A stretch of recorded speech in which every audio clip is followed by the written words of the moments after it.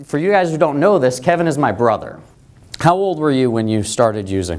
I have suffered from this disease since I was 12 years old. It's been a 30-year battle. It wasn't until just my life was so worthless, I was willing to set aside a year, and this crazy thing happened, and God kind of snuck into my life when I didn't want him to, and took over. And anybody who knows me now, like, Jesus runs the show, and that's it. There's no arguing with the boss. So basically, since the time I was born, you were using substances. Correct. Okay. We grew up in the same family, but you started at 12 years old. I want everyone in this room, and this might sound a little strange, and it kind of is a little strange, but I want you to go somewhere, and I want you to look at a child around that age, 11, 12 years old. And I want you to think about that. Look at an 11, 12-year-old, and a life-changing experience takes place, like the seeds of addiction. Maybe that will change our perspective about who the addicts are. Kevin, you could pass that down to Adam there for you. Dr. B, from the outside looking in, what would people have seen before your addiction took off? Well, I was, like a few people mentioned, I was the functioning addict, alcoholic. I was the person who, in order to compensate for the hurt on the inside, I had to make the outside look good. I was the guy that knew about God but didn't know God. I was, my first, I guess, addiction before drugs and alcohol decided to try to kill me was what the world teaches you: success, athletics, accomplishments, academics. I was the valedictorian in my high school. I put myself through an Ivy League school, working 3 jobs. I got a military health profession scholarship to put myself through medical school because the banks laughed at me when I tried to borrow more money. So I was an officer in the Air Force. I was in my residency as an anesthesiologist. And then when my first marriage was crumbling and we had a son who had birth defects and health problems, self-pity came in, and I didn't care if I lived or died. A needle went in my arm, the top shelf stuff that we gave patients to be put in a coma, and I didn't care whether I lived or died, and I almost died. If it wasn't for the grace of God, I wouldn't be here today. Awesome, amen.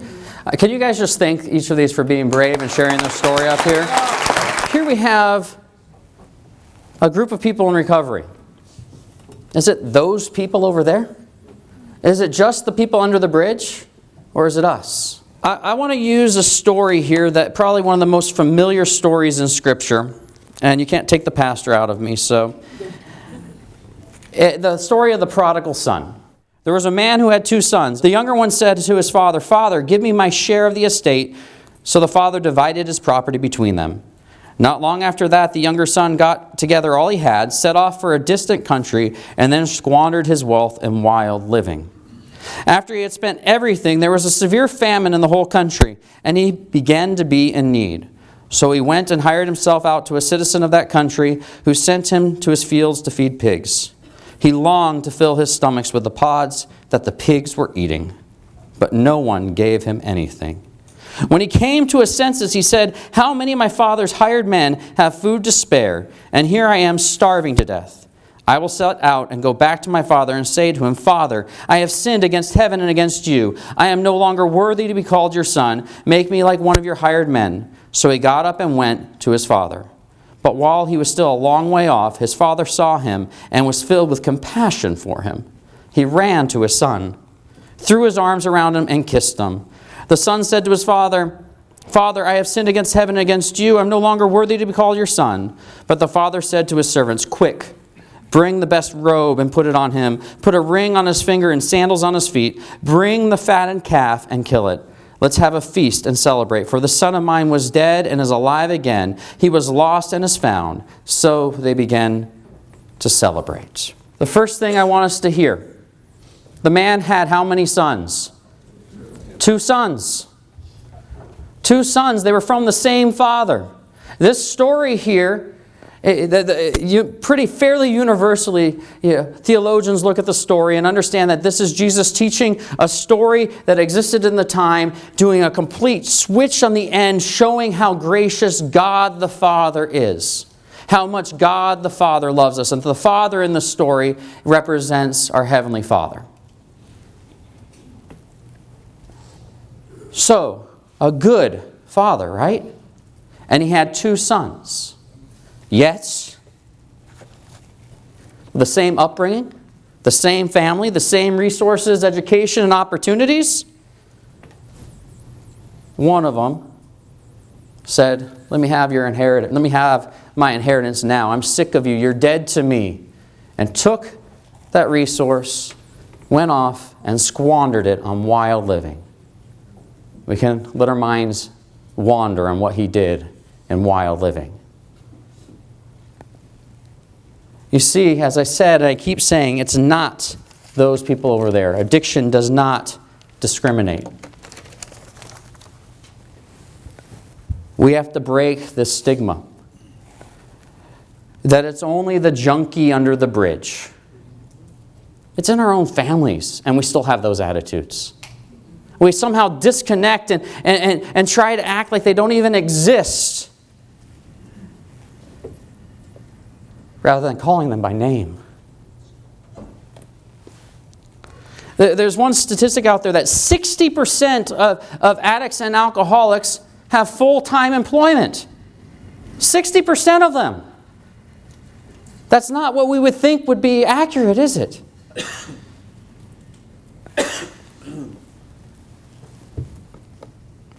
They had the same father, and so do we. The next point.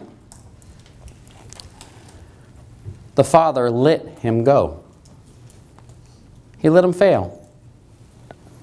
Verse 12, it says, the father divided his property between them.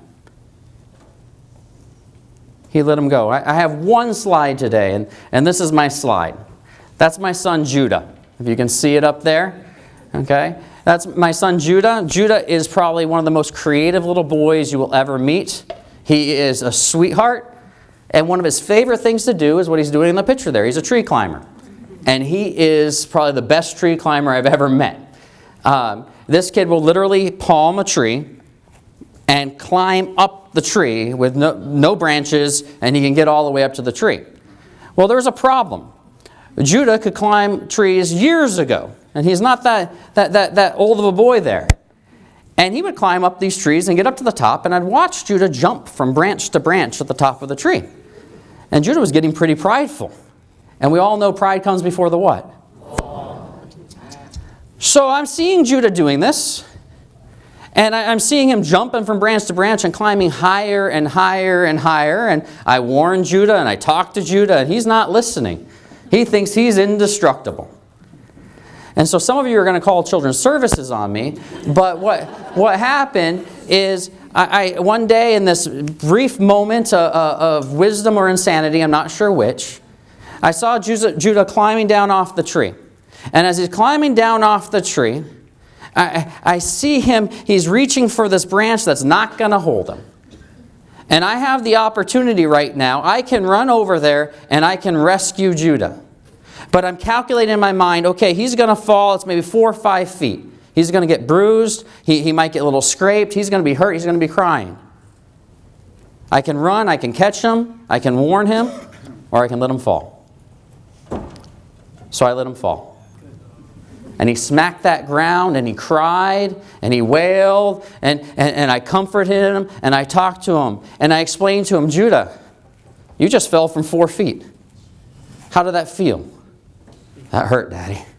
How would have it felt if you fell from 40 feet, Judah? If you fell from the top of the tree? His eyes get big. He understood. Some of us in this room need to let people fall.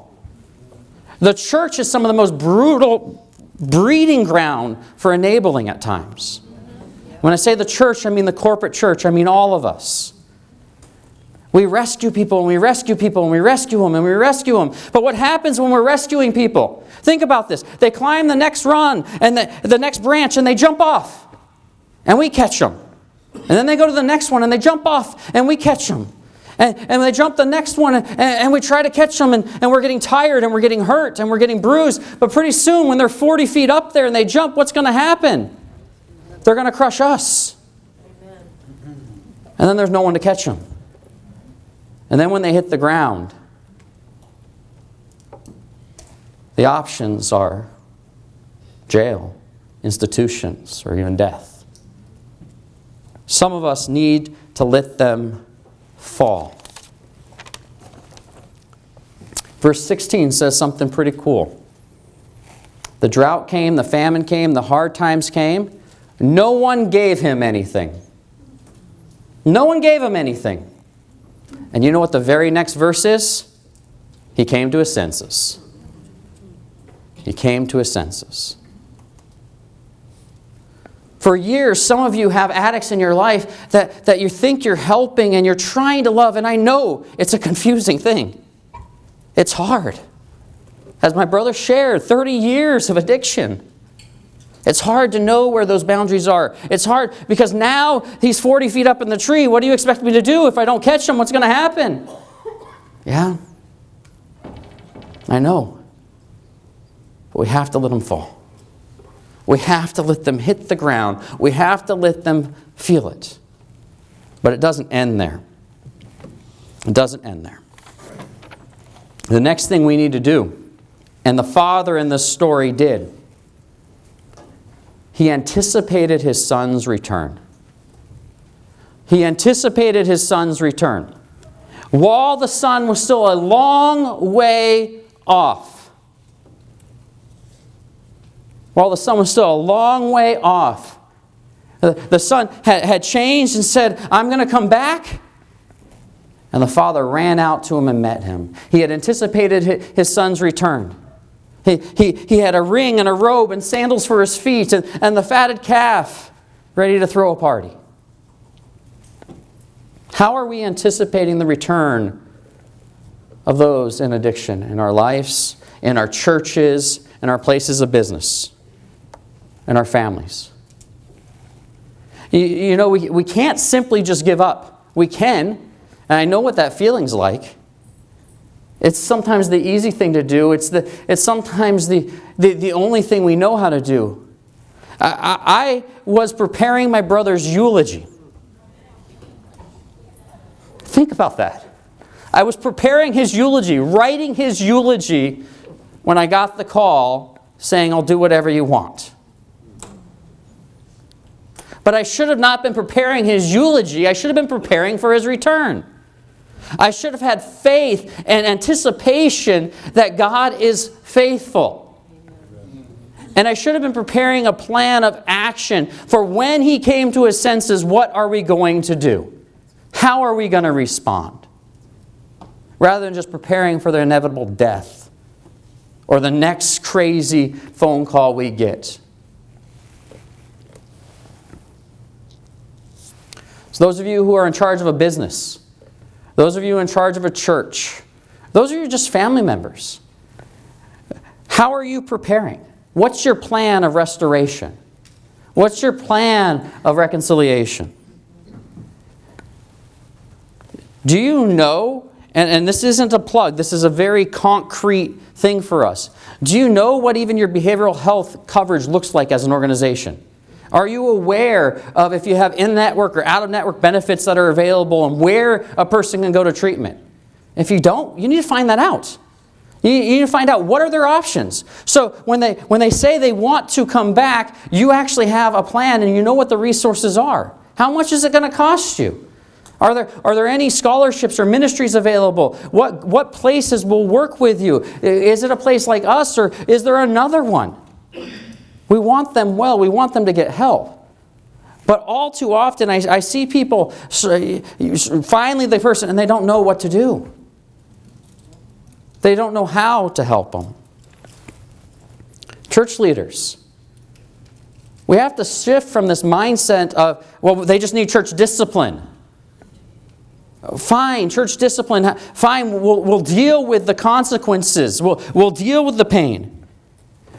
But have you looked at that and also have a plan of restoration? A plan that God is faithful and going to see these people restored? Or is it the easy answer just to say, okay, yeah, we don't want them here. They're not willing to do what we want them to do. We need to prepare for their return while they're a long way off. While they're a long way off. And we hope that one day they will finally say, enough's enough. I can't do this anymore. Will you help me? And you grab a hold of that little bit of willingness. They don't have to have it all figured out. They don't have to have every detail and every plan. And they're gonna ebb and flow in that willingness. Remember, my brother called me, at first, I'll do whatever you want, but can you get the love of my life into treatment as well? And I don't know if he remembers her name even at this point.